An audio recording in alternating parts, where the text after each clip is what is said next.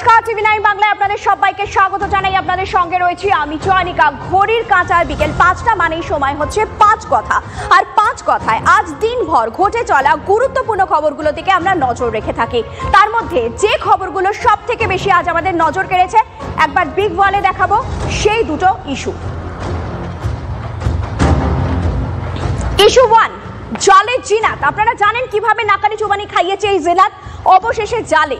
Issue 2, passport যাচাই বালাই।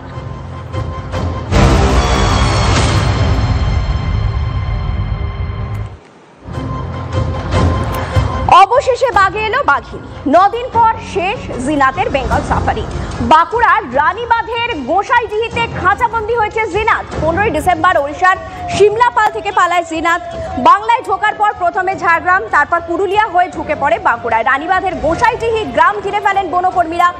গতকাল থেকে 4 বার জিনাতকে তাক করে ঘুম পাড়ানি গুলি ছোড়া হয়। অবশেষে বাঘে এলো জিনাত।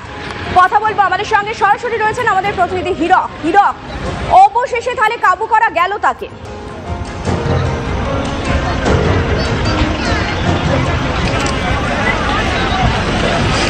একেবারে চয়নিকা, গত 9 দিন ধরে যেভাবে বাঘিনী জিনাত গোটা জঙ্গল মহল, শুধু বাঁকুড়া জেলা নয়, ঝাড়গ্রাম জেলা, পরবর্তীতে পুরুলিয়া জেলা এবং তারপর বাঁকুড়া জেলার বন দপ্তরকে কার্যত নাকানি চোবানি খাওয়াচ্ছিল, সেই জায়গা থেকে আপাতত মুক্তি ঘটল। যেটা জানা যাচ্ছে যে বাঁকুড়ার রানীবাঁধ ব্লকের গোসাইডি জঙ্গল, যেটা আমার ঠিক পিছনেই রয়েছে, এই গোসাইডি জঙ্গলে গতকাল বাঘিনী জিনাত এসে আশ্রয় নিয়েছিল এবং তারপরই সমতলে থাকা এই জঙ্গল, ছোট্ট জঙ্গল, যে জঙ্গলে তুলনামূলক ঘনত্ব কম, গাছের ঘনত্ব কম, সেই জায়গাতেই বাঘিনী জিনাতকে বন্দি করার সব রকম চেষ্টা চালায় বন দপ্তর। পরপর গতকাল 3টি ঘুমপাড়ানি গুলি চালানো হয়। প্রথম গুলিটি লক্ষ্যভ্রষ্ট হয় এবং তারপরের 2টি গুলি বাঘিনীর শরীর স্পর্শ করলেও বাঘিনীর শরীরে তার প্রভাব পড়েনি। আজ ফের সকালবেলায় এই বাঘিনী জিনাতকে বন্দি করার, বাঘিনী জিনাতকে ধরে ফেলার সমস্ত রকম চেষ্টা শুরু হয়। অন্য রকম পরিকল্পনা করা হয় এবং গোটা জঙ্গলটাকে কয়েকটা ভাগে ভাগ করা হয়। যে ভাগে বাঘিনী জিনাত অবস্থান করছিল সেই জায়গাকে চিহ্নিত করে সেই জায়গায় নতুন করে অভিযান শুরু করেন বন দপ্তরের কর্মীরা।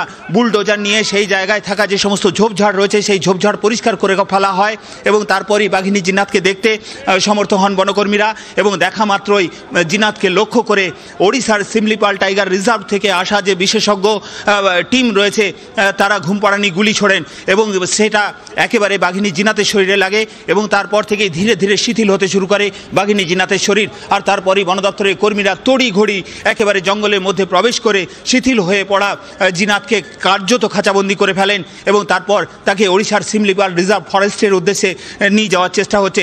সব মিলিয়ে বলা যায় যে গত 9 দিন ধরে গোটা জঙ্গল মহল, অর্থাৎ একেবারে ঝাড়গ্রাম, পুরুলিয়া, বাঁকুড়া, শুধু বন দপ্তর নয়, তার পাশাপাশি সাধারণ মানুষ যারা কার্যত আতঙ্কে ভুগছে